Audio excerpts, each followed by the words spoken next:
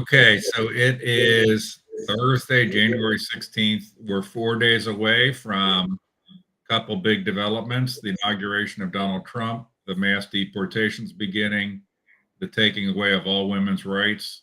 Thanks to all the Democrats out there, and all of the Hollywood libtards leaving the country. To all the Democrats out there, thanks for the dumpster fire you left us. We really appreciate it. You don't need to. The key is you don't need to. You just be sure that all those things are about to happen. It's unbelievable. Luiza is not here right now. We're trying to find her, but we do have a special guest. John Lips is with us as well. And we're going to do, we thought we'd do a rundown, and I was not obviously, at least obvious to John and Bill and Luiza, I was not at the Clermont GOP meeting last night. What I thought I could do is kind of like, go kind of ask you guys questions like by phase, what happened, boom, boom, boom, boom in this event. But just to go back a little bit, last Thursday at this time, right, Bill, we did a stream about Jeff Corcoran, and the very next day he resigned. So I did get some people after the fact coming back to me about how they enjoyed the Jeff Corcoran stories we told. Yeah. And I don't. So, Bill, you're. What do you feel? What do you feel the impact of our stream on Jeff Corcoran was on him resigning? Well, I think we can all agree that our podcast pushed Jeff over the edge and caused him to resign. So I do want to announce that Chris and I are taking full credit for Jeff Corcoran's resignation. It was all us. No other factor than resignation. Yeah. So I do think we can take a little bit of pat on the back but I believe that from a lot of people, there's been a lot of relentless pressure on Jeff Corcoran. And frankly, I don't know who likes Jeff Corcoran. Even the people who are right, quote unquote, on his team don't like him. So I think that it's refreshing that Jeff Corcoran resigned. So the next thing in sequence was resigned from being the Central Committee chair. He did not resign from the Central Committee. And we'll talk about, these guys will talk about the meeting because I wasn't there. The other thing that happened, and John, I'll ask you about it before we get to the meeting last night, is there was a Union Township meeting, committee meeting on Monday that week and this week. And you told me some things about that, but I thought that the most interesting thing you told me was that you thought Tammy let slip something about meetings happening behind the scenes. Why don't you talk about that for a second? Yeah, I brought up a point about I can't remember what it was, but then she came back and she said that they had a meeting, 2-hour meeting. I guess the day after, or 2 days after he resigned. And that's about all she said. She didn't say anything else. She didn't give away anything else. They said that they didn't decide on any points or somebody to take his place, that they just had a meeting and discussed it. And then she also said that Byron Baxter got the chairmanship. He would serve out the rest of the term, but he wanted to have somebody talk, whoever's going to take the vice chair, talk with him so he could fill him in. So tell him how to do things? Fill him in on how to do things.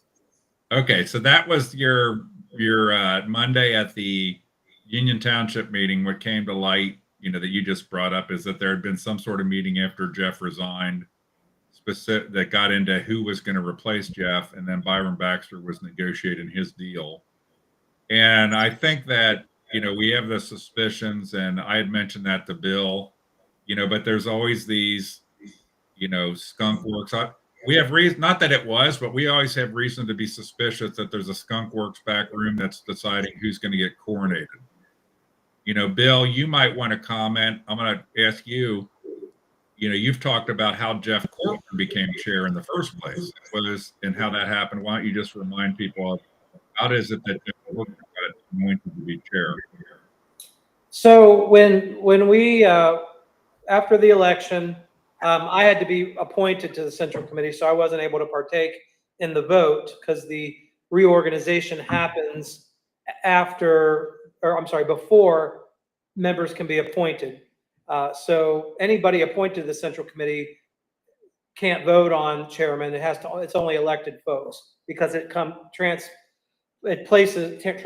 right after the election. So what happened is you've got the fractions inside the Central Committee, and all those factions try to pull together and pick who they want. David Carter and Jeff Corcoran, and just so happens Linda Fraley is kind of the key orchestrator of that.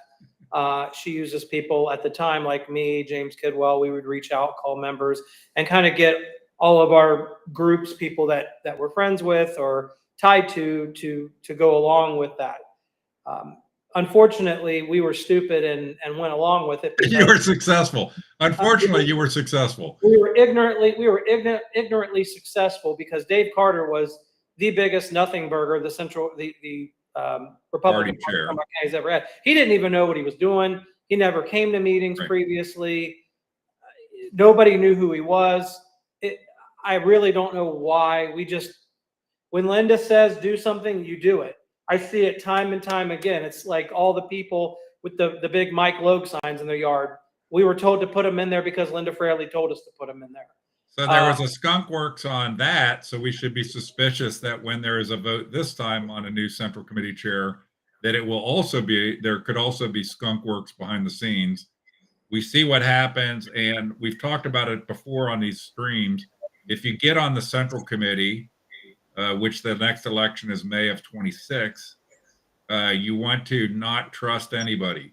So what happens is you got a bunch of new people, they get arms twisted on who they're going to vote for. And it happens, as Bill pointed out, in the very first meeting, and the people that are on the committee don't even know each other, let alone know who these people are that are running for leadership positions. And so you have to be suspicious and go eyes wide open. Okay.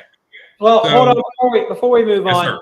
So I have been excommunicated pretty much from a lot of the people I was affiliated with because of this partnership with Chris and venture I've gone down. So I have, but I still get the information. So Byron Baxter is he's going to run for the Central Committee chairman. The person that is trying to push forward, from what I understand, is Bonnie Batchelor's vice chair. Take it for what it's worth, but that's the information I have. And anybody who's on the committee, my immediate reaction to such a thing is, if anything, and in the work we've done, and I got to get my head in gear, it's not been in gear on getting the principles for what the governance of the committee should be. I got to get the work done to put those in Constitution form. I still haven't done that. That's my fault. But one of those things is we've got to move in a direction of not having political office holders in party leadership. Right. And so we will go from, if that happens, we go from David Painter, a commissioner, as the party chair. You've got Jeff Corcoran was the husband of the commissioner as the Central Committee chair, and now you're talking about putting another elected person in one of those officer positions, which, by the way, Bill, you and I differ on some of these elected people, but I think we share the principle that we'd be better off with a committee where the leadership of the committee is not in elected office, regardless of whether we like them or don't like them. Right. Because elected office holders care about their next election and versus the long-term interests of the party. And that doesn't necessarily even make them bad. That would be the natural thing you would be concerned about if you're an elected official. And I don't know if Bonnie even knows that she's being nominated, to be honest with you. We differ on this. I actually like Bonnie. I have a lot of respect for her personally. I know there's been discontentment with her running again because she said she wouldn't do a second term. But, I've known her for years and she's always been a good person. Outside of that, I don't even know if she even knows that she's being pushed. Well, she will now. She will now, yeah. And we have our views as who should we desperately need to get somebody in there that frankly is not, politically the same way as some of these other people. So, but any event, that we can come back to that. And then the meeting for the the election of a new central committee chair will be, if it's the third Wednesday, it'll be February 19th. That's the third Wednesday of February. That's when that will happen. Is when I look at my calendar. Now it could always change. They could always, whatever. But that's when that would happen based on the normal. There was something interesting that came up last night in discussion with Byron and I thought right now the Central Committee can't do appointments of members because they barely even had a quorum. In fact, they didn't have a quorum. Well, okay, so let's come back. Let me put you on hold for a second. Okay. So what I want to do is move forward because we've talked about things kind of a little bit leading up to the meeting. So now we're getting to the meeting. Okay, now it's the meeting last night. So it's pretty interesting. We wanted to do the stream on it because it's the first meeting after Jeff Corcoran resigned, right? It's the first meeting after Jeff Corcoran resigned as being committee chair. So you would think, well, so let's go from, why don't you pick up there, Bill, with talking about what was the attendance like at the meeting last night? They didn't have a quorum. They were too short of a quorum to start. And then folks came in late. Mark DeColby strolled in. He must have caught the last flight out from Mexico, and he got there just a little. Was late. he tan? I didn't really notice that much. I don't know. But what was interesting is we did get a quorum. There's about 3 members that showed up late, and they did end up doing it. They were going to hold the meeting without being an official meeting. It was just going to be a meeting. But yeah, just so you know, by my calculation, I pulled out my handy dandy, but quorum is going to be something like 47 people. I'm not sure the exact number today. 46, I believe. Okay, 46 people out of like 155 or something, or 50 right now, because it's not fully filled up the committee. But it tells you like you're basically, because quorum is 30%, so only 30% of the members showed up. So that's kind of the beginning of the meeting. Anything else, John, about the beginning of the meeting? Hey, John, let me ask you a question about the beginning of the meeting. Did you have a chance to thank Jeff Corcoran personally for his help and service to the party over the last several years? Well, he wasn't there, so. Okay. So Jeff Corcoran did not ride in on a chariot to receive his accolades for all the great work he did. I think it was David Painter. Yes. Kind of wished him well and said thank you for your service. Thank you. Hopefully somebody recorded it. Did you guys I'm assuming you passed around a card that everybody could sign to send to Jeff, thanking him for his wonderful service? I was gonna take a dump in a bag and mail it to him, but one interesting thing I will tell you is that Greg Simpson was still called upon to pray over the meeting, and Jeff was not there. So, the theory of Jeff, I don't know if that just. Do you remember who asked him to? Byron or? Byron, yeah, Byron asked him. I couldn't believe it. I'm like, you got to be kidding me.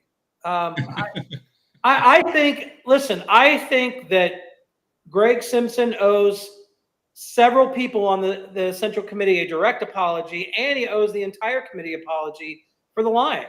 And that has to happen before we move forward with Greg in any positive direction. And even Greg, we know that he could say he was sorry and be lying when he said he was sorry. So we know he can lie. So he could just lie. Make up an apology. Tell people that he's sorry. At least make up an apology. But to be praying over the meetings, it's a slap in the face to the sheriff of this county to have somebody in your party that you're supposed to be supporting to pray over the meeting. Like, having him there and not even calling out his behavior is one thing, but we're taking it a step further. We're not just the chaplain. We're not just suspending him for what he did. We're not suspending him, but we're going to say, you know what? We're going to go ahead and let you be the guy that connects the committee to God in the moment. That the liar, the biggest, it's hard to say who's the biggest, but clearly a liar and of a pathological nature. I feel horrible. Like, I feel like the committee is flipping the bird to God every time they let He him pray preaches. and reconcile. Well, maybe we could get, I know, we had at one point in time, we had, deja vu in Union Township. Maybe we could get an ex-stripper to come in and start saying the prayer. Should we get a little closer to God? By bringing in somebody of a higher level of character than Greg. So, but I had heard, and I said this on the call, somebody asking me about Greg's whereabouts because he hasn't been at a lot of political functions. So it's good to see he came to the meeting lately. I have a feeling like Greg, I don't know, but would you agree? You guys agree that Greg has been kind of, other than saying the prayers, kind of on the quiet side lately? Very quiet, very, very quiet. Although he did give a report about his central committee, state central committee dealings. Okay. I almost feel like Greg might have got to talking to like David Ubel. Maybe it's time for you to go because Bill, is it still supposedly that Greg is leaving his chair of the Miami Township? That's the rumor in March. Okay. That would be another. It's kind of like him leaving and Corcoran resigning. It's kind of like it just goes with a mega takeover. Get these people out of the way. These people that are clearly not of the body of where we need to be. Okay. So that's the beginning of the meeting. So the chaplain says the prayer. I'm sure that was very uplifting and very sincere. And Dave Painter kissed Corcoran's rear end with a thank you, which I lost a little respect for David Painter. I know that he'll say, I did it because it's the right thing to do. It's professional. No, I'm sorry. We don't need to sit there and say what a great job Jeff did. Thank you for his service. Absolutely not. You know what that is? That's just promoting yourself and making yourself look good and taking the high road. And I didn't talk to David Painter last night. I was pretty irritated that he did that. Right. Well, maybe we can get maybe we can get, maybe next meeting you should suggest to Mr. Painter to have Jesse Kramig come so we can thank him for his service on the bench and under the bench. Oh, man. Service. So, nobody wants to talk about it, Jesse Kramig. It's a taboo topic. It's like, I've read some articles about male testosterone is going down over time in America and the world. So it's good to know that Jesse's an inspiration to all of us to keep that testosterone at the top, at a high level. So, okay. So there was an introduction by Painter, and then John, I haven't really talked to you at all, Bill, about the meeting, but John told me it was fairly, anticlimactic, a lot of it, but what happened next? We got Joe Eaker giving his finance update. Probably got that from his sister-in-law. Because Joe Eaker, the state senator, can't do financials, but he's the treasurer. So the treasurer has to find somebody that can actually do financials because he doesn't know how to do it. But Gabe from Turning Point, I can't ever pronounce his last name, Giafani or however you pronounce his last name. He was there from Turning Point. He was talking about a lot of things. And I had a couple of people come up to me actually really ticked off. One was in the visitor section sitting in front of me, and then another one was on Central Committee. They were furious because Dave Painter was just over here. I don't know if he's checking his email or what, just completely ignored the young man that was given an update. And it's just if you're the party chair, if you've got guest speaker, you should be focused on your guest speaker, not your laptop screen, because again, it's perceived as Dave Painter only cares about himself. Right. That's what the community tone is that, Dave Painter cares about himself. I know Dave Painter has worked really hard in a lot of areas. I'm not going to take that away from him, but it's just it's bad optics to be doing your laptop while you have a guest speaker not paying attention to him. And I had two people come up to me and say, does he even care about the Republican Party or preserving it? Right. Or does he just only focus on things that promote him or himself? That's not me. That's two other people saying these things. Dave, so Gabe, John, Dave, we can't hear you. Can you hear me now? Yeah, go. Okay. I think Dave's speech that he gave to everybody might have made him nervous, especially when it got to the point where his organization was looking into the elected officials and then get them elected and then hold them accountable. I think holding accountable might have made Mr. Painter nervous. So you told me, John, that his speech was basically would be of the ilk of shit, I might say. Like, we're going the wrong direction. We're turning blue. We're one of the only counties that had a declining percentage, and we need to do more Yeah. stuff to hold elected officials accountable. All of that, by the way, for anybody listening, that's anathema. All of that's it. Like that, you would admit we're going the wrong way. We're that we have a problem that we went down in the Trump percentage, and we need to hold our elected officials accountable. That's all like shit. But it sounds, Phil, you're saying he just wasn't paying attention the whole time. Versus Well, and we have Robin is commenting. She noticed it too, and she's not one of the people that came up to me, but she's writing in the comments section that Painter was very disrespectful to the Turning Point guy. It just was a bad look. And if you're the sitting chairman and you're ignoring your guest speaker, again, maybe that's why we don't need elected officials sitting in these seats, because well, they're busy. And by the way, David Painter, you and I have different views, but theoretically he is busy. Now he's, touting, I'm the head of the CCAO. I'm this. You've got Claire Corcoran, on the other hand, she can't chew gum and walk at the same time. He's overloaded. But Painter, he's doing a lot of stuff, and and so legitimately so, he could make the claim he's busy, more than some of these people. Okay, so he gives his so Gabe talks, and basically, if anybody was paying attention, John, would you, maybe it sounds like, and I'd ask you to comment on it, John, that if anybody was paying attention, the young man was giving basically warning signs about our direction in Clermont County and our need to fix it. It was almost a same recording of the speeches that you've given in the past, as of a lot of the things that you said that got you into trouble. Yeah, that's what I got out of it. I don't know, Bill, what do you think?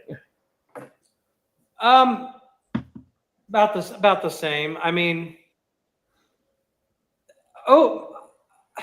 yeah, about the same. So had there been now, I know that, and I'm going to hit some things only because John said this to me this afternoon, because he gave me a little bit of an update, is that then you had the whole thing with that, according to John, why don't you talk briefly about Luiza and the, whatever the deal was that she's supposed to be getting discipline or something that came up.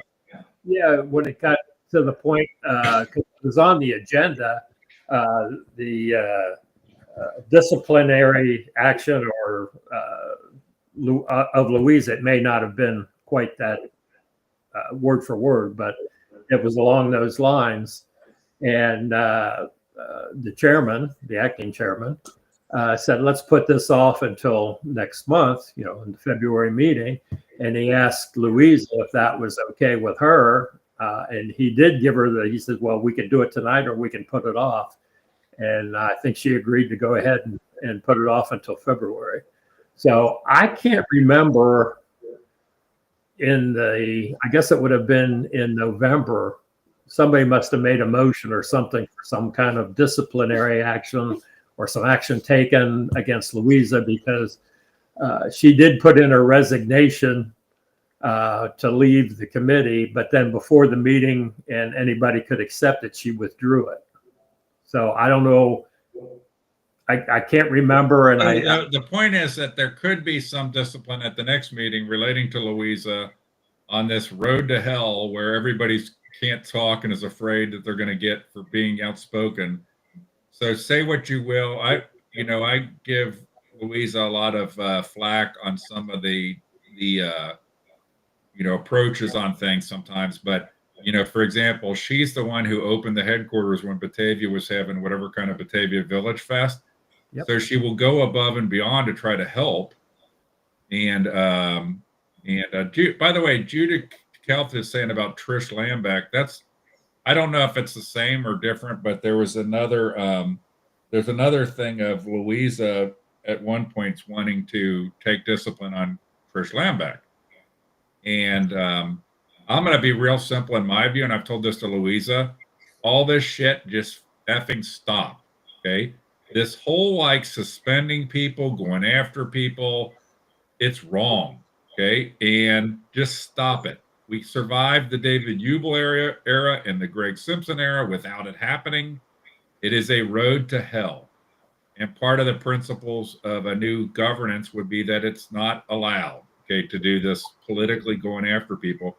It's so bizarre seeing, and Bill, you've been on all sides of it but it sounds like, and when you think about it, is we're devolving into Democrat type things where it's constantly, if somebody has viewpoints that you don't like or does things you don't like, you try to go out after them to get them silenced and removed. And that sounds like Democrats to me, not Republicans. This is a philosophy that is infiltrated not just locally, but at the state and at the federal level. I mean, you look at what happened with Adam Byrd. He supported a couple of candidates that were against people that were supporting the speaker at the Stevens at the time. Yep. Stevenson or Stevens. And Jason chastised him and took him off education committee. Adam was a perfect candidate for education committee because of his years of experience in schools, but he got removed because he didn't go along with the status quo, and he tried to remove a couple of people that were rhinos on, but they were tied in. It happens at every level, and it just really makes Republicans corrupt. That's what ruins us, is when we start chewing our own up and stop holding each other accountable. Every Republican official, and that's one of the comments that Gabe from Turning Point made. One of his bullet points was, we need to hold our Republican officials accountable. That was, and that stood out to me, because the younger generation, we need them to be saying those things. There's plenty of things in Clermont County elected officials that we could be holding accountable for. The dog kennel is just one of, or the animal shelter is just one of 1,000 things. We could talk about Permit Central. We could talk about dozens of things that are problems in this county that we can hold them accountable for, but they don't want to be held accountable. And I'll tell you why. They don't care. Look at the turnout from the last election. The community was up in arms about the animal shelter, and David Painter and Bonnie both won by enough way enough, but in the 60 percentile. So why do they need to care? They know they've got the votes to get reelected. It's not a focus. Shallowing or diminishing that margin and getting where Painter only won by 52%, that sends a message, and that would change his focus very fast. And that's how elected officials work. Right. And I think that we would all largely here agree that if we're not careful, what's going to happen is that wake-up call is going to come all of a sudden. Yep. It'll be. I describe it. That's what Tom Brinken told me is how it goes down. Is it happens all of a sudden, and it's called. I remember the adage, like a Dave Ramsey type adage, is you go bankrupt slow, and then all of a sudden, like bankruptcy slow, and then it's all of a sudden, and that's what will happen, because someday it will come up, and we'll just realize that we lost, because we still have no real programs to engage people, to bring new people in, to welcome people. We don't do any of that stuff. It's all just basically insiders and insider games. I was asked once. It said, somebody said to me, you do a lot of complaining, you never have solutions. I've got plenty of solutions. One of the things I would have done if I was sitting behind that desk as a commissioner with the animal shelter is I would have opened up an opportunity to develop a community advisory committee to help get an RFP put together and take the voice of the people, right, and potentially even, take a test of the water of putting something like an animal shelter levy or something to get more money for the animals allocated and appropriated for them to do more. Right. These are all solutions that the commissioners could easily put in place. And I've said several of these things to David Painter, but they aren't his ideas. So of course. Well, I think that's a different topic than the meeting last night, but I think some of this is because our commissioners lack the skills to be able to manage processes like that. Yeah. You talk about it because you and I have I don't know what our shared experiences are, but we come from worlds of working in companies where you have to be able to facilitate groups of people. You have to, include people, and you learn that by including them, you get to better solutions that are more accepted. When you exclude them, or you and that the dumbest, some of the worst leadership is people that are dictatorial, because, you know, the best leaders are people who figure out how to identify talent in people and apply that talent to the challenge that they have, you know, versus that they're the know-it-all. So any event, okay. So what else happened in the meeting that I've left out? So far, not too much of excitement that happened. I will give Byron credit. The meeting was ran efficient. He opened the floor once the business reports were done. He opened the floor for an extensive amount of time for committee input. And when he first announced it, several of us, and even me, I was looking around like, what's committee input? We've never had that. But he opened the floor and he gave ample opportunity for any member to come forward and speak on anything they wanted to speak on, which is something we haven't had in the Central Committee since I've been on. Yeah, he But did. he did open the floor. It was a good 7 minutes. Yeah, it was a long time. He was encouraging people to come forward and speak, but I think people are just not used to being able to speak their mind. John Berger gave something about the elections and doing more with that, and then another lady talked about homeless people and the church, doing something about that. But people just did not want. Nobody stood and talked about. Why did Jeff Corcoran? See, if I were on Central Committee and allowed to speak, the first thing I would have done was stood up and said, "I'd like to know what pushed Jeff Corcoran to resign." I mean, nobody talked about it. It was like a big taboo topic. Hey, Bill. Yeah. At that meeting last night, another gentleman was talking and said that he wanted to start some kind of a group. Do you know who that was? Because Byron said to make sure that you talk to me after the meeting. Yeah, that was John Berger. Okay. Yeah, and he and his wife worked on election integrity when I had Friends of Liberty, and they have a real strong passion for election integrity. So that's just like. Okay, so the meeting, the normal meeting is, a couple hours of mayhem and then it's over. But how long was it till the meeting was over? 50 minutes. Okay, so it started a little late because of the lack of a quorum, and then it ended pretty quickly. Yeah, I think one of the things with people speaking, I had experience in IBM where the guy who was the head guy in the area that I was in was super dictatorial and very interesting the way he dealt with people. And then he left, and the guy that came after him was not at all that way. And I'm not saying that Byron would or would not. I'm just making an example of this. Okay, I'm not a fan of Byron, by the way. So, but what happened was when the management team was allowed to give input, it took a while for them to get comfortable even giving input because the notion that somebody would ask you for input was alien to them. And today in the committee, if we don't address it, part of the issue with giving input is the fear that you give the wrong input and you get suspended. Right. And I was going to say, stand up and say something, but then I thought better of it, and I was going to hold my comments until more people showed up for the meeting so I could reach more people at one time, because if we had a vote on anything of what I was going to say, I wanted more people there than just a small quorum. So I put, I don't think I can share it here. I was trying to figure out an easy way to share it. But, in Jeff Corcoran's note, I would have spent time in the meeting saying, hey, can we go over Jeff Corcoran's resignation note so we can understand it? And I'm looking at it on my screen, and I don't have a convenient way to put it. But so Jeff Corcoran, when he resigned, I'm going to try to share this. Let's see if it screws up when I do it. But you're just going to see my email, and it's not really formatted good. But let's see if it works. Okay, so this is just. So Jeff Corcoran, this is his resignation note from the Central Committee chair. And it starts with, and I'm going to just give you a flavor by scrolling through this. It's got this, take a look back. So his 3 successes in 2024 is the general election, okay, which, by the way, then you're saying the Gabe guy pointed out John we're going the wrong direction. Correct. That fundraising, okay. which is basically Jeff trying to pat his own back. But remember, in 2024, what was your biggest, Bill and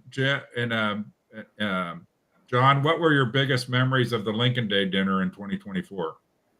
You mean the non-existent one? Right. So we had no Lincoln Day dinner in 2024, which is a big embarrassment. Okay. And then, because by the way, up here, he starts kind of like this, but then it's like over time. By the way, I managed to get third on the list. So the number one success was the general election. Number two success is fundraising.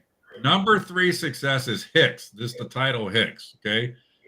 Keeping Chris Hicks at bay. That's the number three thing. Okay. And fourth is social media.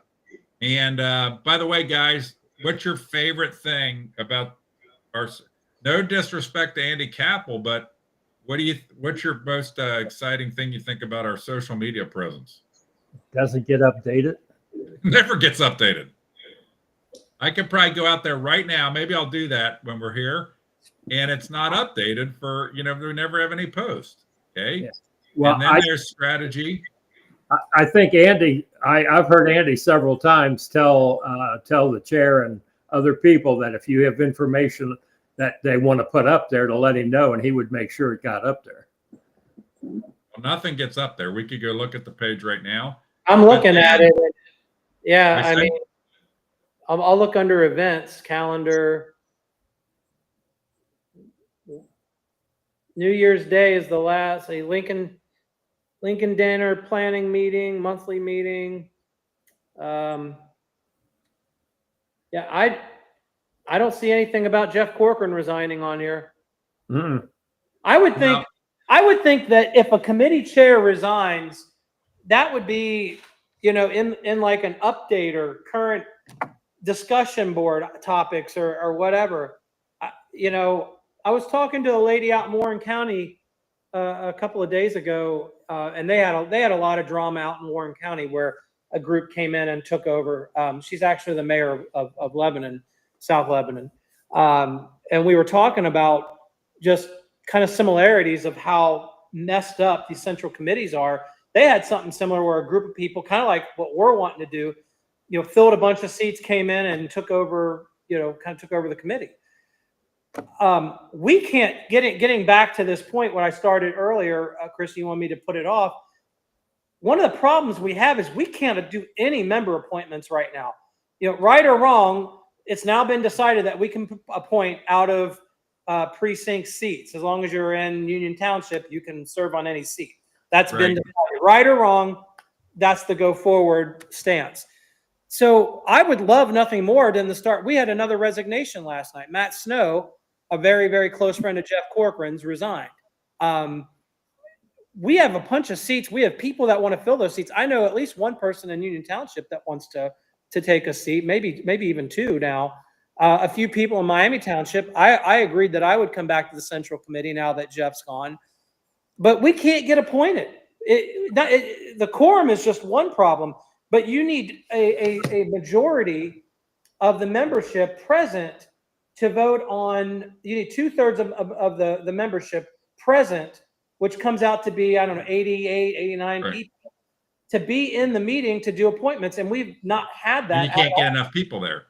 By the way, I don't mean to, because I was obviously playing with this. So this is our social media. So remember, this was the third thing, our fourth thing on the list, social media. So there was a post about the judicial vacancy, which is legally required to be there, from January 13th. And then the last post before that's from December 31st. And then the last post before that's from December 24th. We're good at pre-holiday posts. And the last post behind that is the election results. That's our social media. Right? Mm-hmm. So that's what I'm saying. Like, that was the fourth accomplishment, was social media. So I'm going to go back to, I'm going to close that here and go back to Jeff's farewell note. Just real quick here, and then I'll shut up about it. So in Jeff's farewell note, then he has like his own accomplishment, his disappointments, his biggest disappointment was that he was unable to convince the majority of the RCC that our primary mission was to develop into an election machine. Okay. And basically, this is part of Jeff's philosophy of don't stand for anything. Literally, I'm not joking. His thing is, we're not supposed to stand on issues. We're supposed to just. Then he has some wrong that Bernie Moreno lost Milford, which is not true. Nope. Okay, because that was later exposed as wrong. Right. Failure to adopt a budget, okay, is B. Did anybody ever remember a budget coming before the committee? I don't. Not that I remember. Spending, okay. Too much piecemeal spending. I guess that relates to a budget, and our constitution's messed up. Okay. So and then he wants to have an electronic voting system. There's a reason I'm doing this. There's a method of this. Then he has a conclusion.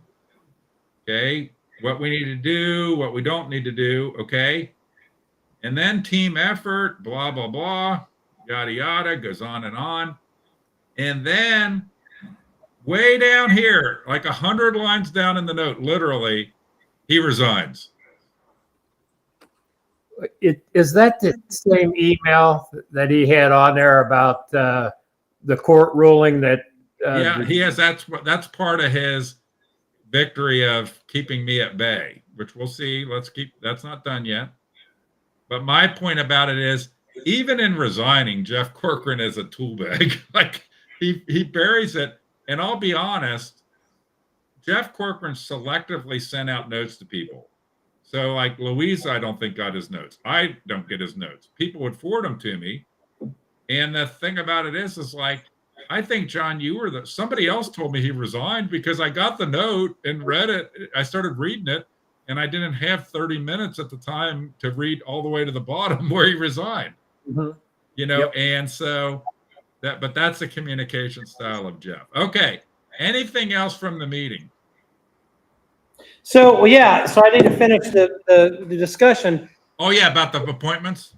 So Byron had a thought, and we were talking it through, and it's something we could debate on this call. If we can't get enough people to the meetings, you can transfer the appointment power to the executive committee. Then you only need a lot smaller group, but then it's a slippery slope. Then it can be controlled much easier.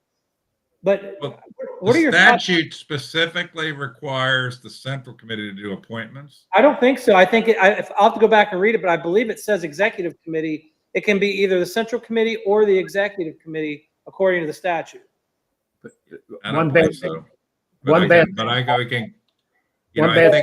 I think Jeff was actually right. I'll try to find it here, but go ahead, John. What were you saying? I was saying I don't like to have the executive committee have too much power because it's not transparent to the regular members. They have no idea what's going on. I know. I don't like it either, but man, we can't get anybody appointed. I don't know what we're going to do. We can't get these people to show up. Okay, so here's the issue. Is if you can't get people appointed because you need, just so everybody knows, you need a majority of the committee. That's what the statute says. And when I get back, I'll try to look it up here, get the actual statute and read it. Okay. A majority of the committee members have to vote to appoint somebody. Well, if you don't get even 50% to come to a meeting, you never have a majority of people present. So you can't even consider somebody because you don't have enough people present to do a vote anyway. And so my point on this is, so rather than worry about, the thing we should worry about isn't appointments. The thing we should worry about is why do 70% of the already members of the committee not come to meetings? Well, that's a good point, and I think a lot of that was resolved by somebody resigning.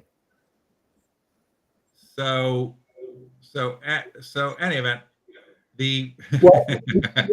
another good idea of if anybody who wants to take over one of the precincts, if they're an at-large member, I don't think you need to have that many votes to get somebody in. So you take these people that want to participate and represent a precinct, until we get enough people into those meetings, appoint them at large, at least get them involved. Well, we don't have that in our Constitution. It's not in the Constitution. So I'm going to get distracted by looking at this, but I'll swear I might not find it right now that your appointments have to be for it's by the committee, by the central committee, not the executive committee. So I believe that, and that's a Jeff thing, and he's actually correct. I thought he was actually correct on that. That's what it says. But I think apart from the whole situation, if you appoint new members and then they don't come to meetings, what's the point anyway? Right now you have 70%. By the way, in the facade of the whole committee, what happens when everybody gets appointed? What do they get asked? Now, when you get elected, this doesn't happen. But every time when you stand up there, what are the questions that Jeff Corcoran, or even before Jeff Corcoran, every person that's getting appointed gets asked? Are you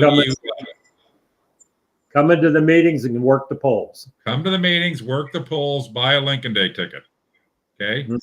The Lincoln Day one's easy. We don't have Lincoln Days anymore. So so they all get asked. So a question first would be, why don't these appointed people that had to pledge, that supposedly pledged, because what we all know is that I jokingly say to people that what the committee tries to do is try to teach you to be a liar right from the very beginning. Yeah. Well, in this whole situation with no people, or not these people showing up for the meetings, is a good reason to have 2-year appointment or a 2-year election instead of 4 for the precinct members. Right. So so I'd have to go through here and find the thing about the appointment process.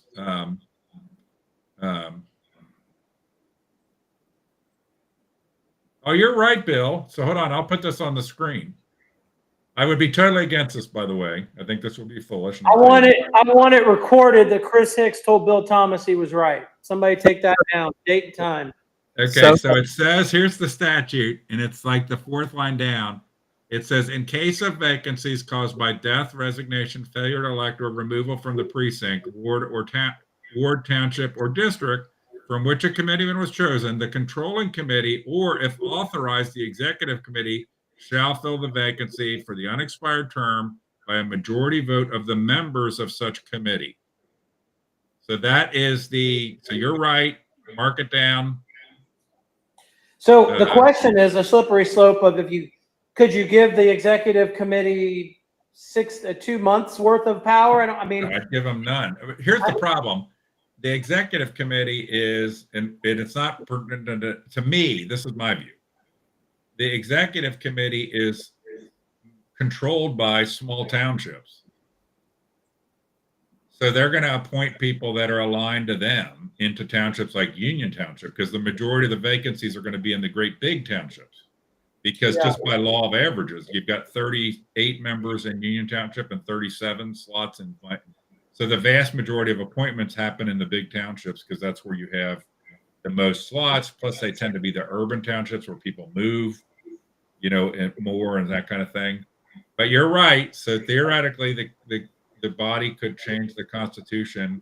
They'd have to change the Constitution to allow it. And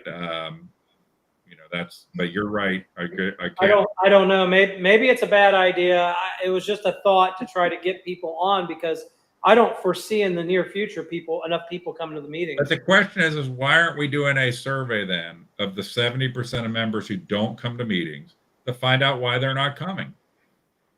I think there's a good thought there, Chris. Maybe the push to Byron if he becomes the chairman is you need to establish a committee that starts reaching out to the people that aren't showing up to meetings and finding out, encouraging them to either resign or show up.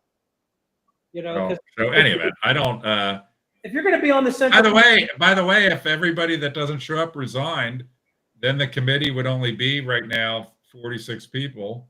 Then we'd have the majority of the committee is, it's that you have all these people that don't show up. By the way, I know you and I might feel different about this. I think that either way, Byron being chair, I think would be would be interesting because Byron to me is known for situational interpretation of everything, and not to be a fair broker. So either way, I think it's another problem getting created. I think there needs to be somebody step forward, and I think Bill, you and I would have a view of who that could be. That is more fair and less bombastic. So, anything else about the meeting, guys? No, it ended. That was about it. Mm-hmm. That's the deal. And I assume that because I haven't seen anything, there's no inauguration party, there's no nothing. What's so funny, and Bill, you and I have talked about this, and John, we may have too, is by contrast, you have like Brown County, the people are getting on the buses to go to the inauguration. They do all kind of shit, and they get bigger attendance at our events, and the county is like less than 1/4 our size. So I don't know if people know this, but Brown County is having a bus trip to the inauguration. Yeah. And they're always having events, and they get better turnout than a lot of our events because they get people involved. So, and by the way, they have the same kind of intrigues that we have. Their shit goes on in any political organization, but it just seems like it gets out of control in the Clermont County organization. So, all right. Was Rick Grant at the meeting last night? No, I'm pretty sure Rick Grant, from what I hear, he had a stroke, and he's out medically. And it's a very rough topic to talk about. Should he still be vice chair, if he's out medically? Nobody wants to be on the board of elections. Well, that's the other thing. Can he serve on the board of elections? I don't know. But the point is that you've heard that. I actually called the board of elections to ask, and I was told by Stephanie Height, I can't believe she wouldn't know more, was that her understanding is that there was a medical issue with Rick Grant and she didn't know anything else about it. I know people they're like, well, he had a stroke, you don't want to remove him. Do we keep people in office even though they can't serve? Joe Biden, Democrats do. Yeah. But just think about that for a second. How much of the behavior of the Republican Central Committee is Democrat in nature? Suspend people, censor their speech, and prop up immoral, unethical people, and then in office, and then and then prop people up that might have medical issues that can't serve. People get upset when you talk about this. They're like, well, I can't believe you would bring up while this guy's going through this to remove him. Okay. Yes, I can pray for Rick Grant to medically recover. Absolutely. Heart goes out to him. But there's also the other side of this is we still have a job that has to be done in the county. And it doesn't mean I'm being disrespectful that I'm bringing up the fact that, this guy can't serve right now, so he shouldn't be in that position if he can't serve. And if it's more than a couple of months that they're going to be out, then they should resign. Right. The thing that's so bizarre about the organization, obviously, don't you think that David Painter and other people know what's going on with Rick Grant? But they don't tell the whole committee because it's run like a communist Politburo. They've all known each other for years. They know what's going on with Rick Grant. But you bring this up and man, people rip you apart. Oh, I can't believe you would talk about somebody that's sick. Right. What do you mean? If Commissioner Painter got sick and was out for 6 months, he would need to step down as commissioner. We can't afford that. Right. And I agree. But what's I would agree on the same path of, we want Rick to have a speedy recovery from whatever it is. But in a normal, healthy organization, you would know, you would have done something like passing around a card for people to sign, wishing him a quick recovery. And the chaplain would have prayed for him. Yep. I don't think they wanted anybody to know. This isn't supposed to be out there. I'm probably not even supposed to be talking about it on here, but I've gotten to the point where I don't care anymore about the fact Well, that, and I have confirmed by calling Stephanie Height herself, the director of the Board of Elections, that there is a medical issue with Rick Grant. and that She should told be, me she didn't know anything more than that. he I'll take is that at drawing, face value, but he is so drawing that a at least confirms something's taxpayer, going on. he's getting a taxpayer paycheck with taxpayer aligned benefits. It should be transparent that how an elected official, if they're sick, everything about that should be public. So what do you think is better, Bill? To be a medically impaired not doing your job, or be in great shape golfing out of state? Not doing your job. What was that? Which do you think is better? To be medically impaired not doing your taxpayer paid job, or to be out of state golfing not doing your taxpayer paid job? Oh man, that's a tough one. Yeah, I mean, they're both unethical in my opinion. You know, Since you brought up the Board of Elections, they did at the meeting last night suggest people apply for the open spot on the Clermont County Board of Elections. And I will tell you guys, I'll tell everybody, I will absolutely put in an application for that. I think I would be perfect for the Board of Elections. I think am so. 7-0 before the Ohio Election Commission. I think so. I too. played an instrumental role in getting the cameras redone at the box. I will do more work than anybody. John, you probably would help me, right? Actually auditing our voter rolls in Clermont County. Yep. Right. And streamlining process, and so on and so forth. But I think that would be quite excellent. I don't think here's the problem. I will look forward to the ability to speak on the topic with the executive committee on why I should be on the Board of Elections. Well, here's the problem right now. At least one person has a conflict of interest in that vote. And if we were being ethical, Alan Freeman would recuse himself because of your relationship with him. He should not be, if you apply for that position, he should have to recuse himself from voting. And the vice exec of Pierce should take over, because of course he's not going to vote for you because you blew his entire. Well, because he owes $50,000, I think, still, and he's got 2 more cases coming up. And by the way, on this camera on the outside ballot box, if anybody remembers, their original version was like so far away from the outside ballot box you couldn't make it. You couldn't even see the people. Now they have one close, and my next thing is that I think that our camera on our ballot box should be live streamed on the Board of Elections site. That anybody, let's get the army of, as I call my mom and her friends, and I qualify too. Let's get the army of gray hairs that can sit at home watching the ballot box, and if anything bad happens, somebody's going to spot it. Okay. Well, the original camera was across the building, and you and I were looking at it, and we both. Yeah, it was so far away you couldn't possibly make out the people. And by the way, back in that days, they had 2 cameras, both on the county building, coming across super far away. One of them didn't work. Okay. Which got found out because I requested video from them, and then they realized one of the 2 ballot box cameras didn't even work. Well, and it sounds like something out of a Dinesh D'Souza movie. And where the camera that did work was positioned in such a way that if somebody came and drove up their car in front of the ballot box, you couldn't see what they could put 1 in there or 1,000 of them. You couldn't see. Now they're over it, but it should be there's a few counties in Ohio that have them live streamed on their Board of Elections site, and that's part of my platform for being on the Board of Elections. So, any event, that is the deal.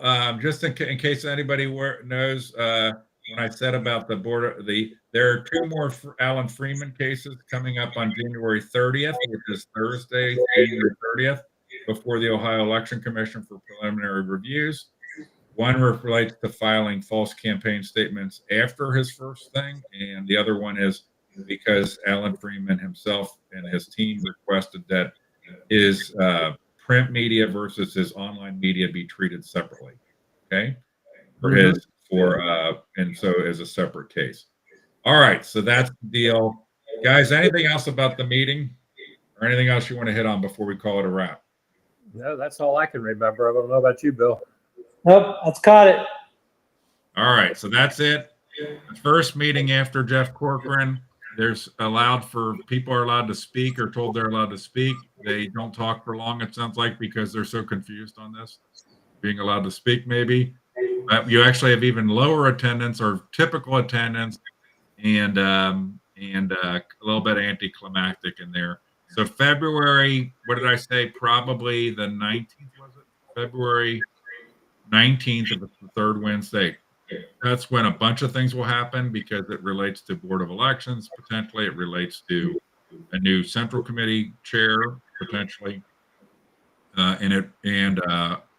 don't know, there's a judge thing going on too in that Yes. mix. So that's a deal. Thank you all for joining that have listened tonight. Have a good rest of the week and mark your calendar, February 19th, 7 p.m. That is the next, should be the date of the next Clermont County Republican Central Committee meeting, third Wednesday of the month at 197 East Main Street, Batavia. And by the way, people out there that care about the animal shelter, I think you should start coming to these meetings, because at least before and after the meeting, you can talk to all your favorite elected officials face to face and ask them about their strategies and plans. All right, that's it. Thank you, guys. Have a good rest of the evening, John. Have a good rest of the evening, Bill.